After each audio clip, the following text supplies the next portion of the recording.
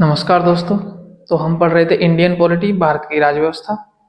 और भारत की राज्य व्यवस्था में हमने पहला चैप्टर स्टार्ट किया था ऐतिहासिक पृष्ठभूमि, हिस्ट्रिकल बैकग्राउंड। और हिस्ट्रिकल बैकग्राउंड को हमने दो भागों में बांटा था। पहला भाग था कंपनी का शासन और दूसरा था ब्रिटिश ताज का शासन। इन दो भागों में से पहले भाग में हमने 1773 से 1793 तक के हमने एक्टों को पढ़ लिया था। ठीक है, तो वो एक्ट क्या क्या थे, तो उनका एक हम क्या करते हैं, पिछली क्लास का रिवीजन हम एक बार कर लेते हैं। और ये क्या है, ये है की पॉइंट कि जी हमें याद करने में सहायक करेंगे, जिसको शॉर्ट्स नोट बोलते हैं। तो वो ये हैं शॉर्ट नोट्स। ठीक है, तो इसमें पहला था रेगुलेटिंग एक्ट। ये था रेगुलेटिंग रेगुलेटिंग एक्ट। इसमें क्या कहा गया था, इसमें कहा गया था कि कंपनी को क्या करना है, नियंत्रित किया गया इस एक्ट के द्वारा। और इसके प्रशासनिक और राजनीतिक दोनों कार्यों को मान्यता दी गई। ठीक है, फिर इसमें कहा गया कि बंगाल के गवर्नर जनरल को क्या किया गया, इस एक्ट के माध्यम से बंगाल के गवर्नर को बंगाल का गवर्नर जनरल बना दिया गया। उसके लिए कार्यकारी परिषद बनाई गई, जिसमें 4 सदस्य थे। और पहले थे वॉरेन हेस्टिंग। ठीक है, पहले गवर्नर बंगाल के गवर्नर जनरल कौन थे, वॉरेन हेस्टिंग। जी का मतलब है बंगाल का गवर्नर जनरल, ये बंगाल का गवर्नर। ठीक है, फिर बम्बई और मद्रास के गवर्नरों को बंगाल के गवर्नर जनरल के अधीन कर दिया गया। ठीक है, फिर सुप्रीम कोर्ट की स्थापना की गई 1774 में कलकत्ता में। और फिर कहा गया कि कर्मचारी जो हैं, कंपनी के कर्मचारी हैं, उनके निजी व्यापार, उपहार और रिश्वत, उन पर क्या लिया, यहाँ पे प्रतिबंध लगा दिया गया। और एक गवर्निंग बॉडी बनाई जिसका नाम था बोर्ड ऑफ डायरेक्टर। तो ये था 1773 का रेगुलेटिंग एक्ट। फिर कहा 1781 का संशोधन नियम, जिसको बोलते हैं बंदोबस्त कानून।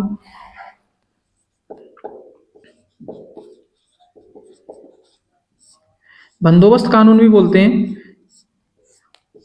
इसमें क्या किया गया था कि कंपनी के जो 1773 में कंपनी के रेगुलेटिंग एक्ट में कुछ कमियां रह गई थी, उनको दूर करने के लिए 1781 में बंदोबस्त कानून लाया गया, जिसमें क्या कहा गया कि कंपनी के जो गवर्नर हैं और जो कार्यकारी परिषद है गवर्नर की, कर्मचारी हैं और राजस्व मामले, इनको क्या किया गया, कंपनी के सुप्रीम कोर्ट के क्षेत्राधिकार से इनको बाहर रख दिया गया। फिर कलकत्ता के जो निवासी हैं उनको सुप्रीम कोर्ट के क्षेत्राधिकार के अंदर रखा गया। और एक कहा गया कि कंपनी के अधीन क्षेत्र को पहली बार, इसमें क्या कहा गया, ब्रिटिश भारत कहा गया पहली बार।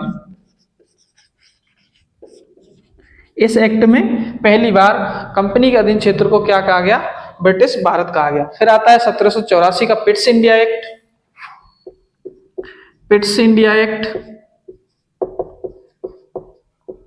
पिट्स इंडिया अधिनियम।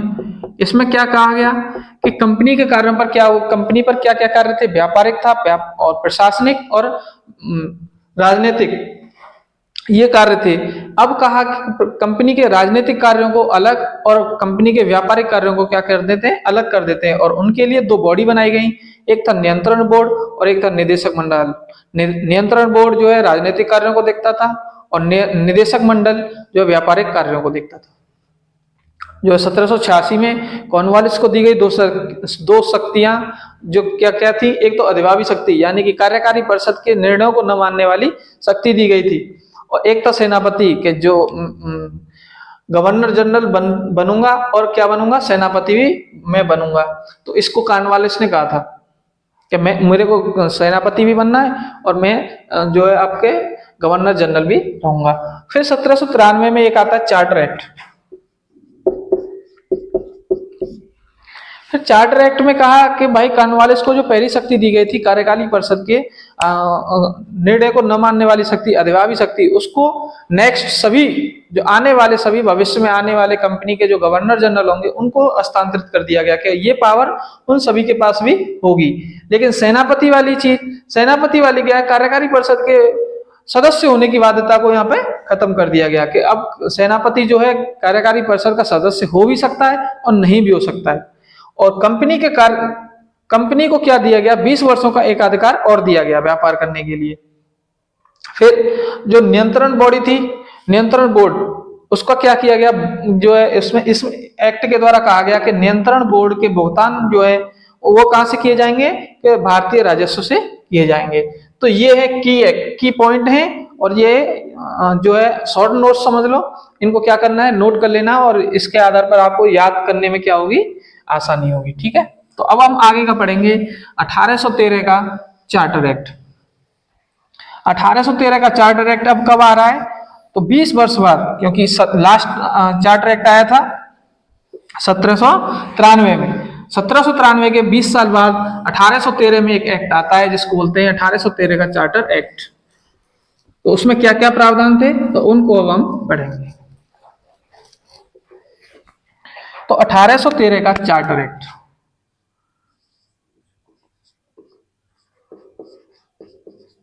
चार्टर अधिनियम, इसमें क्या क्या, इसमें कहा गया भाई कि अब जो कंपनी को 20 वर्ष के लिए एकाधिकार दिया गया था, अब उसको क्या कर देते हैं, यहाँ पे समाप्त कर दिया गया, समाप्त कर दिया गया। लेकिन कंपनी की जो है उसके लिए दो चीजें रखी गई, एक तो चाय और एक था चीन से व्यापार। इन दो चीजों में उनको भी क्या था, एकाधिकार प्राप्त था। ठीक है, तो पहली बात इस एक्ट के माध्यम से कही गई कि कंपनी का एकाधिकार समाप्त किया गया, व्यापारिक एकाधिकार समाप्त कर दिया गया। लेकिन इसमें दो चीजें अपवाद है, एक तो चाय और एक चीन से व्यापार, कि कंपनी अब चीन से व्यापार में एकाधिकार उसको प्राप्त था, और भारत में चाय में व्यापार कौन करेगा, भारत में केवल ईस्ट इंडिया कंपनी ही करेगी। बाकी सभी चीजों के लिए व्यापार अब खुला रख दिया गया कि अब ब्रिटिश की कोई भी कंपनी आएगी भारत और वो व्यापार करने के लिए स्वतंत्र है। ठीक है, दूसरी बात कही कि ईसाई मिशनरीज थे, जो ईसा धर्म की शिक्षा या करते थे, ईसाई धर्म से जुड़े हुए थे। ईसा मिशनरीज का मतलब है धर्म से जुड़े हुए, धर्म की शिक्षा देने वाले, प्रशासन मिशनरीज। तो ईसाई मिशनरीज उनको भारत में आकर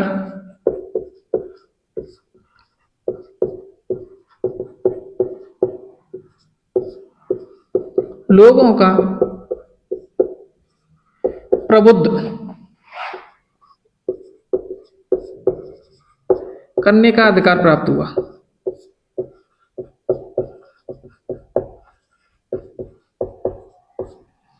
ठीक है, कि भाई अब जो ईसाई मिशनरीज हैं वो अपने धर्म का क्या कर सकते हैं, यहाँ पे प्रचार कर सकते हैं, और लोगों का क्या कर सकते हैं, अपने धर्म की ओर भारत में आकर लोगों का प्रबुद्ध कर सकते हैं। यानी कि पश्चिमी शिक्षा, तीसरी बात कही, पश्चिमी शिक्षा प्रचार की भी मान्यता दी गई। शिक्षा का प्रचार और प्रसार करने की स्वतंत्रता दी गई। और चौथी बात इसमें कही कि जो भारत में स्थानीय सरकारें हैं वो अपने आधार पर क्या लगा सकती हैं, अपने क्षेत्रों में कर लगा सकती हैं, और कर न देने पर, यानी कि कर का भुगतान नहीं करने पर दंड की भी व्यवस्था वो खुद ही कर सकती हैं। तो इसमें यह भी बात कही गई कि भारतीय स्थानीय सरकारों को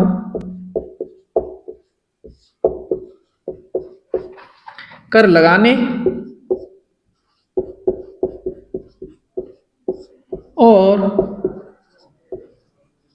भुगतान न करने पर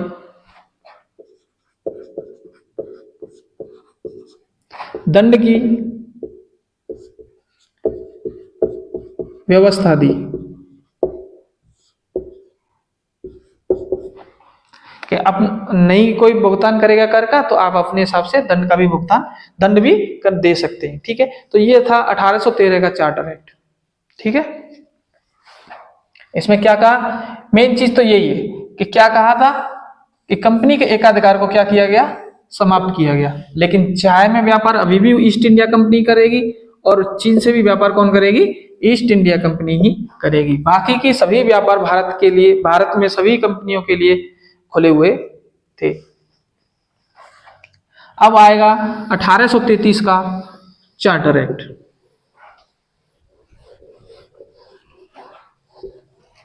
अब 1833 का चार्टर एक्ट क्या था कि ये केंद्रीकरण की व्यवस्था में, केंद्रीकरण के रूप में एक निर्णायक एक्ट रहा। कैसे कि अब जो है कंपनी में जो है, अब ब्रिटिश सरकार क्या करेगी कि कंपनी का अधिकार क्या वहां पे बहुत सारे क्षेत्रों पर हो गया था, लेकिन उनका सबका जो है अधीन किसके थे? बंगाल के गवर्नर जनरल के। सबसे बड़ा पद कौन सा था? बंगाल का गवर्नर जनरल। अब कहा कि कंपनी जैसे कंपनी है, ये है बंगाल, इनका सबसे बड़ा व्यापारिक केंद्र तो बंगाल ही था। तो यहाँ पे क्या किया? बंगाल का गवर्नर जनरल। लेकिन अब ये भी क्षेत्र तो उनके पास था, अंग्रेजों कंपनी के पास ये क्षेत्र था, और छोटे छोटे क्षेत्र थे। तो अब कहा गया कि कंपनी के जो बंगाल का गवर्नर जनरल है, इस पद को समाप्त कर दिया गया, और इस पद का नाम रख दिया गया भारत का गवर्नर जनरल। तो 1833 का चार्टर एक्ट,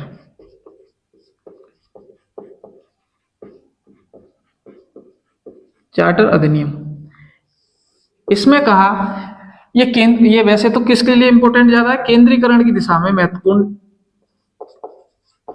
केंद्रीकरण की दृष्टि से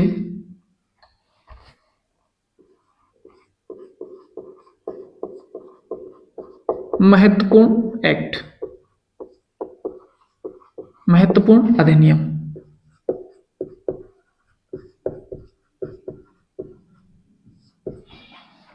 इसमें पहली क्या व्यवस्था थी कि इसमें व्यवस्था थी कि बंगाल के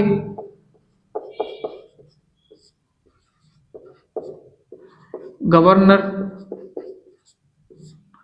जनरल को भारत का गवर्नर जनरल बना दिया।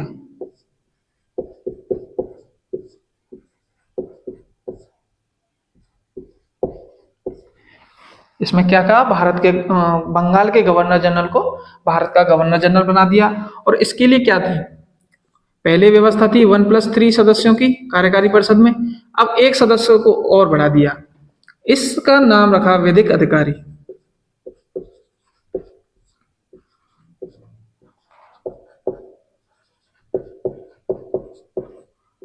और ऐसे विधिक अधिकारी पहले कौन से थे? Lord Macaulay. लॉर्ड मैकाले को वैदिक अधिकारी बनाया गया था पहला, ठीक है। और भारत का पहला वाइस गवर्नर जनरल बनाया गया था लॉर्ड कैनिंग को, Lord William Bentinck, sorry, William Bentinck,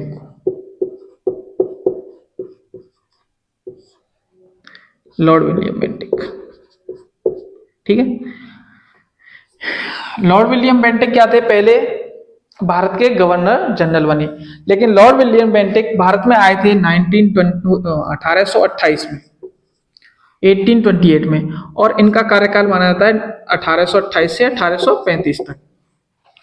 ये एक्ट कब आ रहा है? 1833 में, और ये आए थे 1828 में। मतलब इसका था कि ये बंगाल के अंतिम गवर्नर जनरल थे, और भारत के पहले गवर्नर जनरल, ठीक है। फिर दूसरी बात क्या कही इस एक्ट में? पहली बात तो ये हो गई। अब दूसरी बात कही कि जो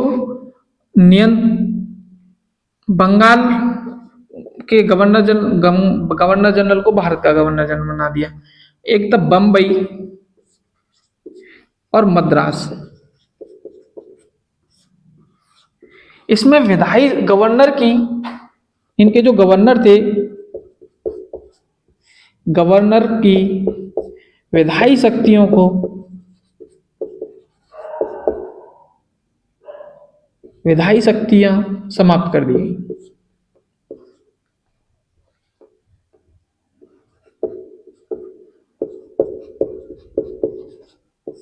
समाप्त कर दी गई और किसको हस्तांतरित कर दी गई?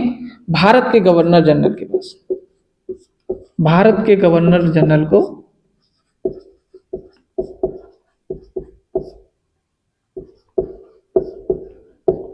हस्तांतरित कर दी गई, यानी कि भारत के गवर्नर जनरल को अब ये शक्तियां दी गई, हस्तांतरित कर दी की गई। ये थी बात। फिर तीसरी बात क्या थी कि जो कंपनी थी, ये हो गया। अब कंपनी की व्यापारिक गतिविधियां समाप्त कर दी गई। पहले क्या किया गया था? 1813 के चार्टर एक्ट में कहा गया कि कंपनी की व्यापारिक एकाधिकार को समाप्त कर दिया गया, लेकिन अब इसमें कंपनी के व्यापार को ही समाप्त कर दिया गया। कंपनी की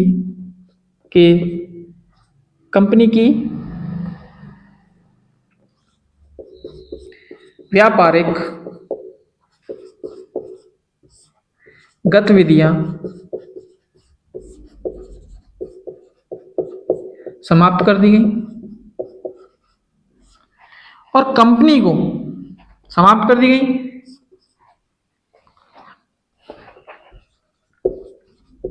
कंपनी को विशुद्ध रूप से प्रशासनिक निकाय बना दिया गया।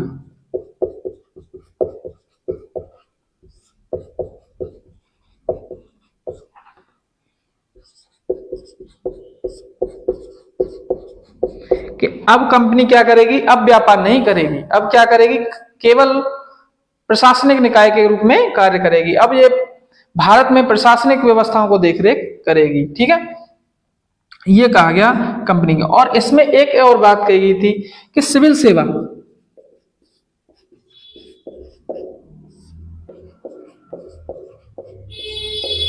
सिविल सेवा की खुली प्रतियोगिता,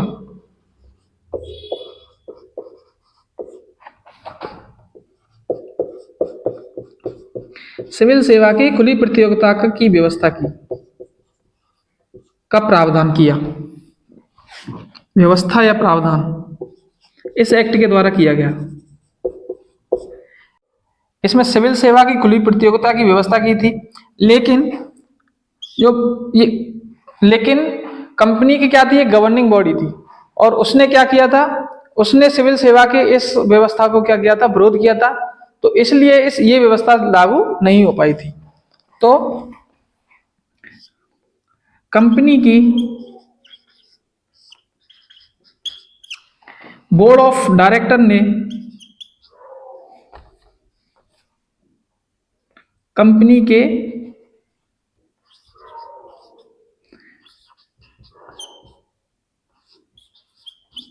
बोर्ड ऑफ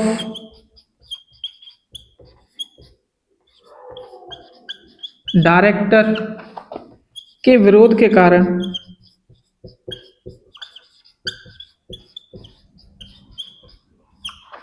यह व्यवस्था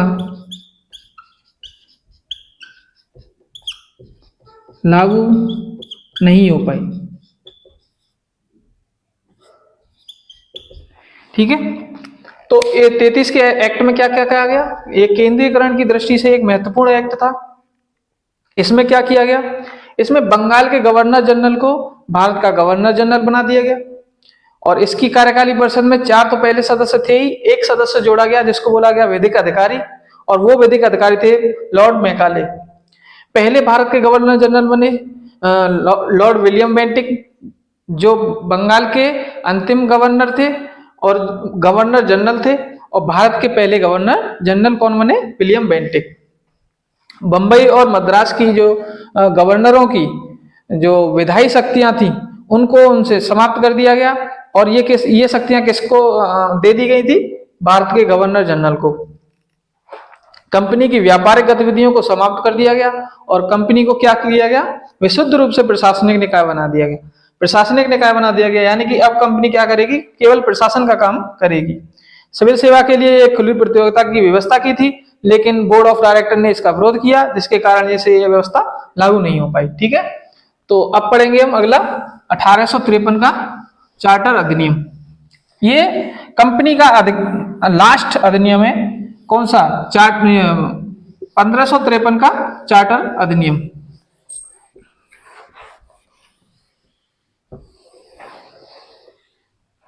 अब पढ़ेंगे 1853 का चार्टर अधिनियम।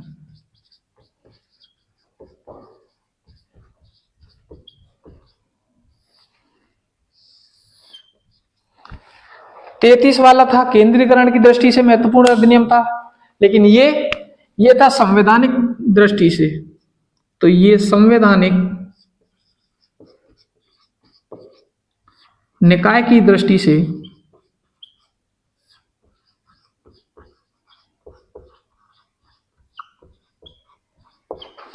महत्वपूर्ण एक्ट, महत्वपूर्ण अधिनियम।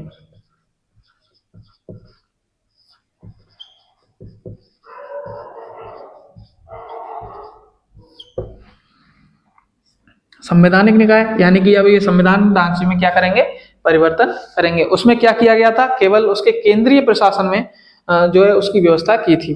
ठीक है, तो पहला करेंगे इसमें कि जो भारत के गवर्नर जनरल था उसकी परिषद थी, भारत के गवर्नर जनरल की परिषद थी, उसके कार्यों को अलग अलग किया गया।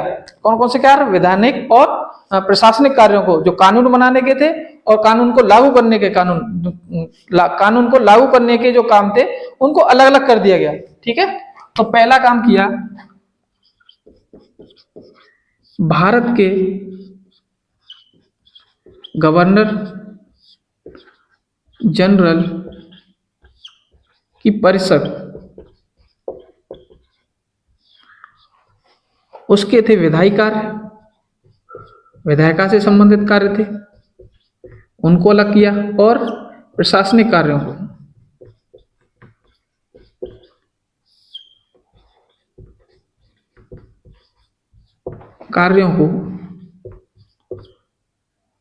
अलग अलग किया, पृथक पृथक किया, अलग अलग किया, अलग अलग किया। 6 नए पार्षद और बनाए गए। कितने? 6 नए पार्षद, 6 नए पार्षद बनाए गए, जिनको बोला गया विधायी पार्षद।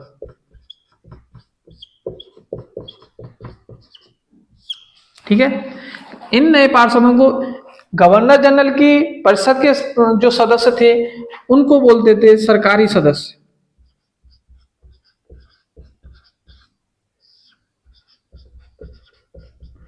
लेकिन ये नए जो पार्षद बनाए थे इनको बोलते थे गैर सरकारी सदस्य।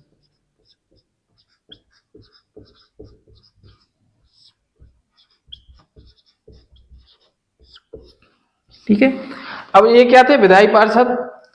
इन्होंने भारत की केंद्रीय विधान परिषद का निर्माण किया। किसका? भारतीय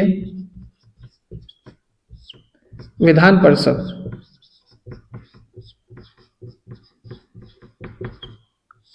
इस विधान परिषद ने किस तरह कार्य किया? एक संसद की तरह कार्य किया। जिस तरीके से ब्रिटेन में ब्रिटिश संसद कार्य करती थी, उसी आधार पर क्या करती थी, यहाँ पे भारत की विधान परिषद कार्य करने लगी। तो ये एक संसद की तरह कार्य करने लगी। इसने कैसा कार्य किया? संसद की तरह कार्य किया।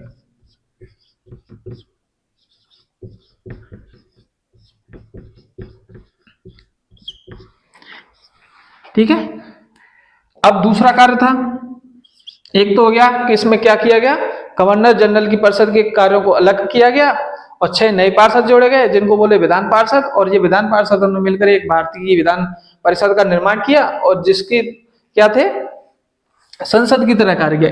इस विधानसभा में यही सदस्य थे, एक थे ये सरकारी सदस्य जो उसकी गवर्नर जनरल की परिषद के सदस्य, और ये 6 नए पार्षद। यानी कि इसमें 2 तरीके से सदस्य थे, एक तो थे सरकारी सदस्य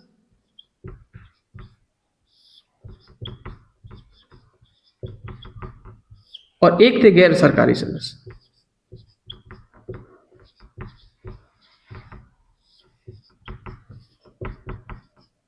ठीक है। फिर दूसरा कार्य था कि इन्होंने अब जो 1833 के चार्टर एक्ट में कहा कि सिविल सेवा के लिए खुली प्रतियोगिता, लेकिन वो लागू नहीं हो पाई थी। इन्होंने 1853 के एक्ट में दोबारा कहा कि सिविल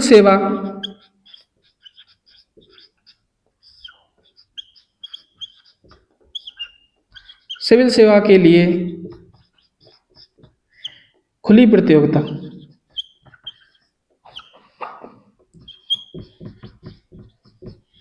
यहां पे खुली प्रतियोगिता की व्यवस्था की।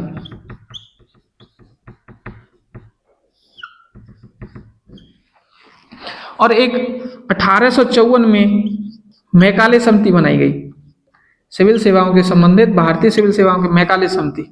ये वही मैकाले हैं जो क्या थे, वैदिक अधिकारी बने थे पहले। तो इनके लिए पहले 1854 में मैकाले समिति बनाई गई, किसके लिए, भारतीय सिविल सेवाओं से संबंधित।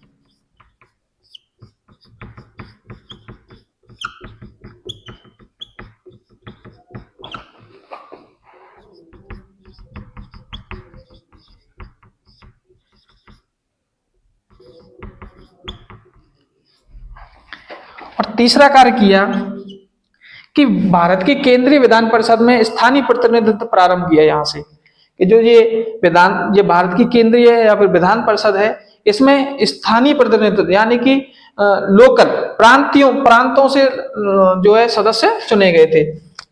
तो भारतीय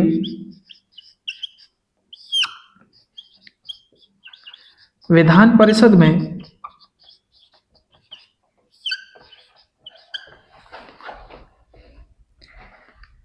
स्थानीय प्रतिनिधित्व शुरू किया। जो गवर्नर के द्वारा चुने गए 6 सदस्य थे, 6 पार्षद से ये पार्षद गवर्नर जनरल की परिषद के 6 में से 4 सदस्य, 4 पार्षद कहां से चुने गए थे, कौन चुनेगा इनको, तो इनको बंगाल, बंबई, मद्रास और आगरा,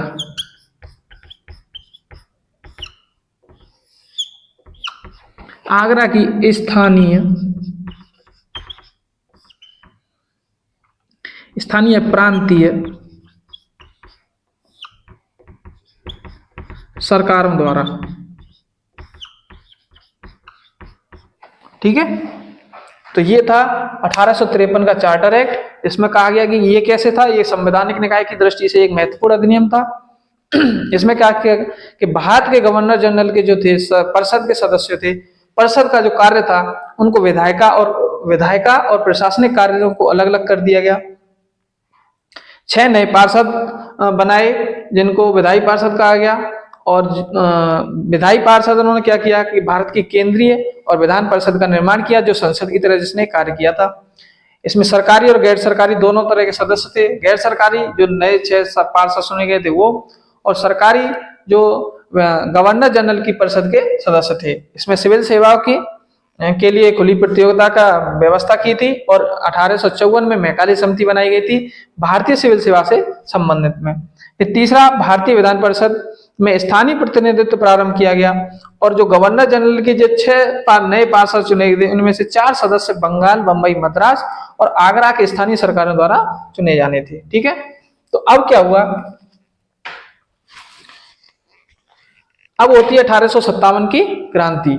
1857 की क्रांति को भारत का पहला पहला स्वतंत्रता संग्राम या फिर सिपाही विद्रोह भी क्या कहा जाता है।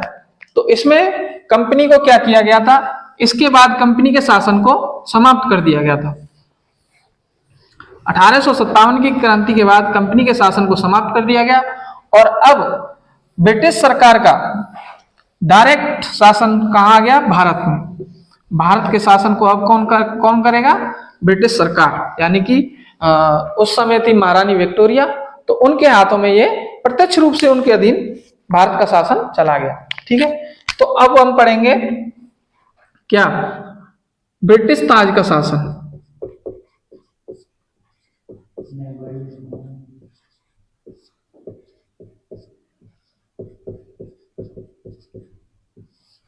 इसका टाइम पीरियड 1857 की क्रांति, उसके बाद का 1858 से, और हमारे देश का आजाद हुआ 1947 तक।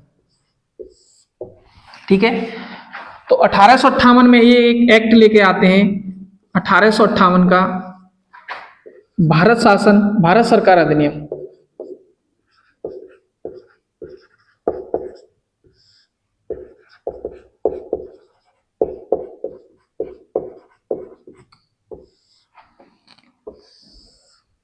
जिसके द्वारा कंपनी का शासन जो है समाप्त कर दिया गया और ब्रिटिश ताज का शासन यहां से प्रत्यक्ष रूप से शुरू हुआ। ठीक है, तो इन्होंने पहला कहा कि अब कंपनी का शासन समाप्त, कंपनी का शासन समाप्त। ठीक है, और अब किसका शासन होगा, तो अब होगा ब्रिटिश ताज का, ब्रिटिश ताज का शासन। और उस समय थी महारानी विक्टोरिया, महारानी विक्टोरिया का भारत में प्रत्यक्ष शासन।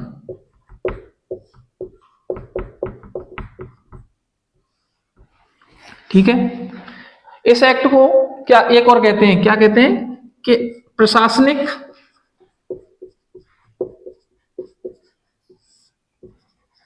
ये प्रशासनिक दृष्टि से, भारत में प्रशासनिक दृष्टि से महत्वपूर्ण अधिनियम था।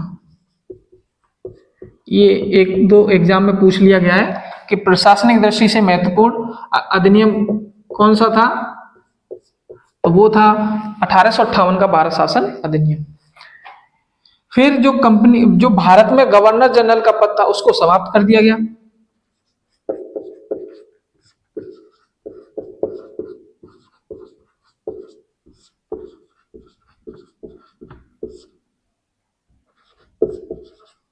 और उसकी जगह पे एक नया पद लेके आए, वायसराय का पद। ये क्या होता था, ये ब्रिटिश ताज का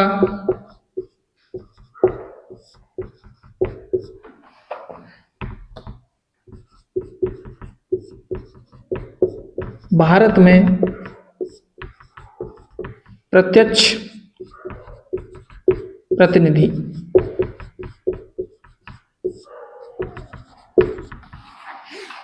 जिस प्रकार से हमारे देश में हर स्टेट में, हर राज्य में एक राज्यपाल होता है, तो वो राज्यपाल जो है केंद्र सरकार का प्रत्यक्ष प्रतिनिधि होता है।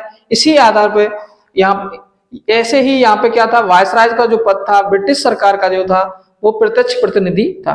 ठीक है, ऐसे पहले जो है प्रतिनिधि, ऐसे वायसराय पहले कौन थे, तो लॉर्ड कैनिंग।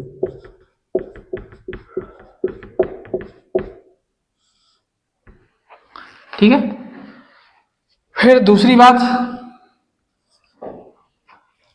कि जो कंपनी की दो बॉडी थी, एक था नियंत्रण बोर्ड और एक था निदेशक मंडल, उनको समाप्त कर दिया गया।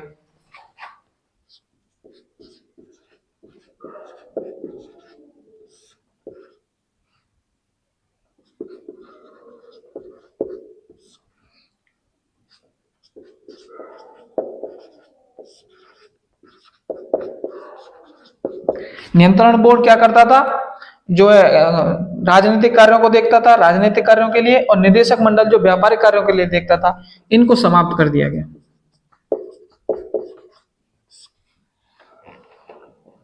यानी कि द्वैध शासन की प्रक्रिया समाप्त।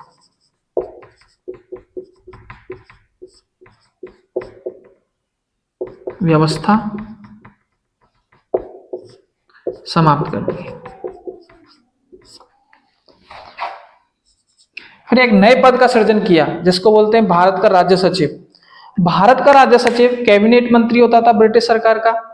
ठीक है, जैसे कि हमारे भारत में होते हैं, एक वित्त मंत्री होता है, एक गृह मंत्री होता है, एक रक्षा मंत्री होता है, एक विदेश मंत्री होता है। तो इसी आधार ऐसे ही भारत जो है ब्रिटिश की क्या थी, एक कॉलोनी थी। तो उन्होंने कैबिनेट में एक मंत्री पद का सृजन किया जिसका नाम था भारत का राज्य सचिव। और उस पद के लिए सहायता के लिए, उस सचिव की सहायता के लिए 15 सदस्यों की एक कार्यकारी सहकारी समिति बनाई गई। कार्यकारी सहायता समिति। तो एक नए पद का सृजन किया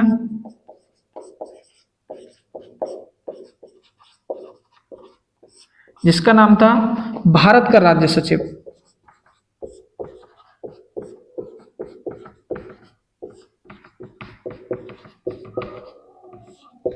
भारत का राज्य सचिव क्या था, ये ब्रिटिश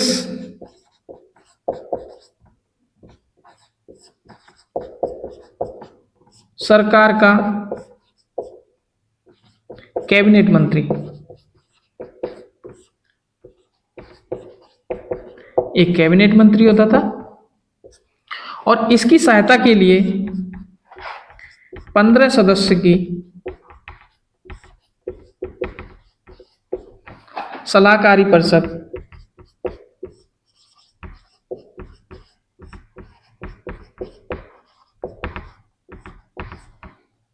एक सलाहकारी परिषद बनाई जो क्या करेगी, भारत के राज्य सचिव को क्या देगी, सहायता करेगी, सलाह देगी।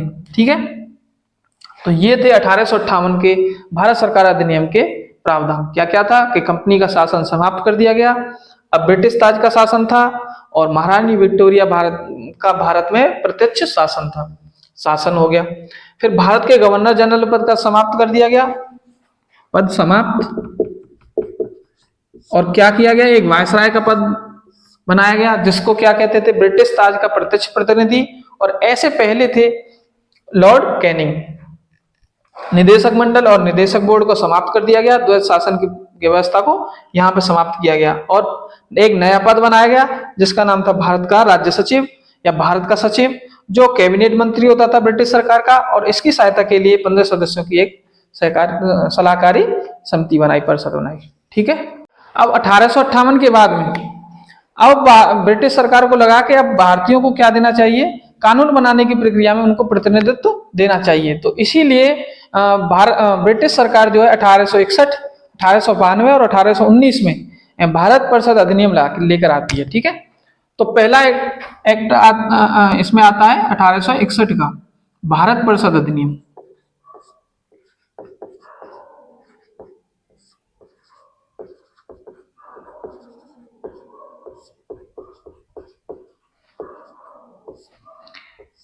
इसमें क्या करती है कि भारतीयों को कानून बनाने की प्रक्रिया में प्रतिनिधित्व देने के लिए वायसराय द्वारा तीन सदस्यों के लिए मनोनीत किया जाता है, 3 सदस्यों को।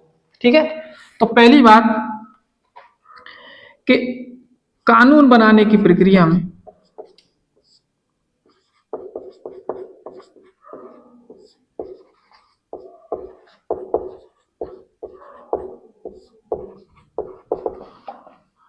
भारतीयों को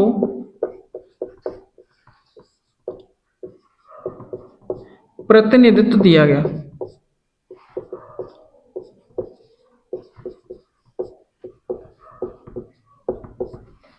और वायसराय के द्वारा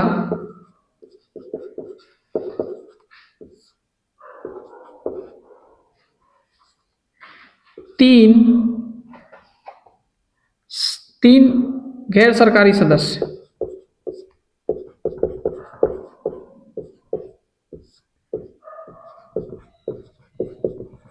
तीन गैर सरकारी सदस्य के रूप में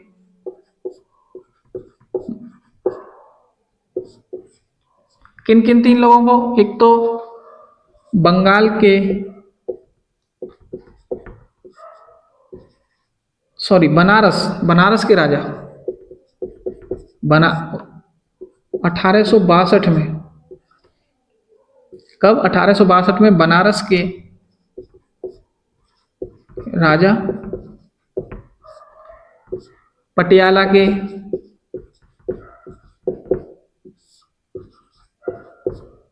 महाराजा और सर दिनकर राव,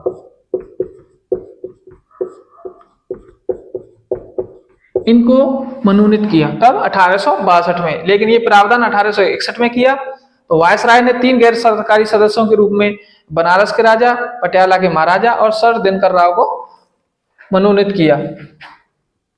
फिर दूसरी बात इसमें कही कि 1833 के जो चार्टर एक्ट आया था उसमें भारत का गवर्नर जनरल बनाया गया था बंगाल के गवर्नर जनरल को। तो उसमें विधायी शक्तियों को छीन लिया, किसकी? बंबई और मद्रास की। लेकिन अब इस एक्ट के द्वारा उन्हें बंबई और मद्रास, इन दोनों को पुनः दोबारा विधायी शक्तियां दी गई।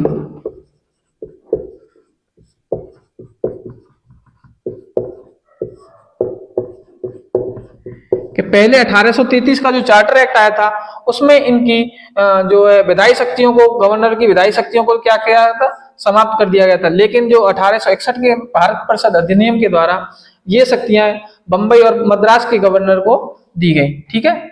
अब तीसरी बात थी कि बंगाल में नई परिषद, तीन क्षेत्रों में नई परिषद का निर्माण किया गया। कौन कौन से क्षेत्र थे वो? एक था बंगाल, यहां पे 1862 में। एक था उत्तर पश्चिमी प्रांत, उत्तर पश्चिमी सीमा प्रांत, यहां पे 1866 में। और एक था पंजाब, यहां 1897 में नई विधान परिषद बनाई गई। विधान परिषद का गठन किया गया। ठीक है। कौन कौन सी जगह? एक तो बंगाल में, उत्तर पश्चिमी सीमा प्रांत में और पंजाब में। कब कब? एक तो 1862 में, एक 1866 में और एक 1897 में। ठीक है। अब चौथा है कि अब वायसराय को आपातकालीन स्थितियों में जो उसकी कार्यकारी परिषद थी उसमें अध्यादेश जारी करने की एक शक्ति दी गई थी। तो वायसराय को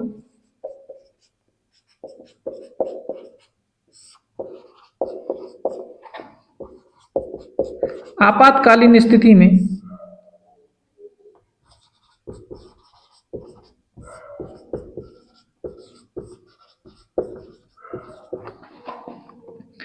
जो उसकी सलाहकारी कार्यकारी परिषद थी, सलाहकारी परिषद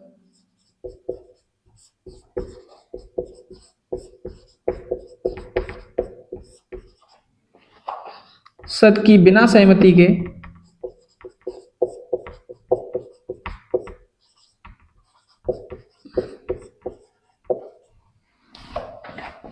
अध्यादेश जारी करने की शक्ति दी। और ये अध्यादेश वाली जारी करने, अध्यादेश की जो समय सीमा है वो 6 माह रखी गई कि ये 6 माह से ज्यादा इसकी ये कानून जो है अध्यादेश वाले कानून, अध्यादेश के द्वारा जारी किया गया कोई भी कानून 6 माह से ज्यादा लागू नहीं होगा। ठीक है। तो इसकी समय सीमा कितने दिन की निर्धारित की गई? 6 माह की। तो 1861 के भारत परिषद अधिनियम में भारतीयों को विधान परिषद में जो है प्रतिनिधित्व देने के लिए इस एक्ट को लाया गया था। इस अधिनियम को लाया गया। इसमें कहा गया कि वायसराय ने 3 गैर सरकारी सदस्यों के रूप में बनारस के राजा, पटियाला के महाराजा और सर दिनकर राव को 1862 में नियुक्त किया। बम्बई और मद्रास की प्रेसिडेंसी यानी कि उनको विधायी शक्तियां दी गई, और बंगाल, उत्तर सीमा प्रांत में और पंजाब में नई विधान परिषद का निर्माण किया गया, और वायसरॉय को आपातकालीन स्थितियों में अध्यादेश जारी करने की शक्ति दी गई। और ये कानून, अध्यादेश जारी किया गया कोई भी कानून 6 माह से ज्यादा लागू नहीं होगा। ठीक है, तो आज के लिए इतना ही रखते हैं। धन्यवाद।